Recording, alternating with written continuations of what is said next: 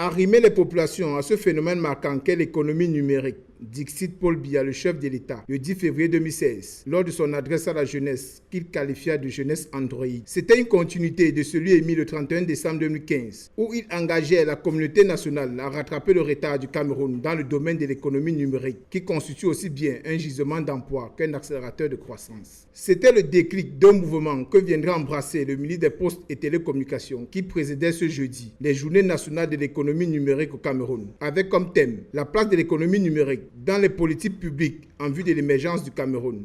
L'enjeu, c'est de réussir demain soir à avoir de façon constructive des propositions du secteur privé, de ces experts qui ont été invités aujourd'hui à proposer au gouvernement des éléments pour élaborer une stratégie qui permettra véritablement de transformer en réalité ce que le chef de l'État a dit.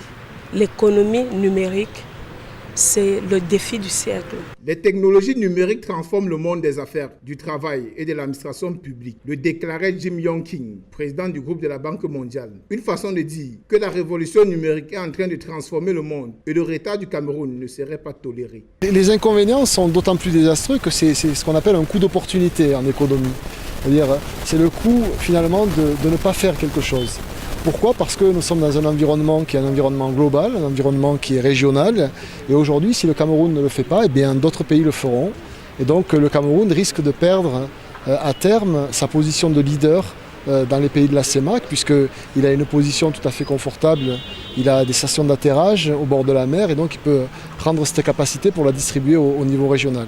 Donc c'est vraiment un coût d'opportunité important pour le Cameroun et c'est un défi important. C'est pas uniquement qu'on cherche à augmenter la croissance ou le nombre d'emplois, c'est aussi qu'on veut éviter qu'en ne le faisant pas, ça conduise à des coûts d'opportunité énormes.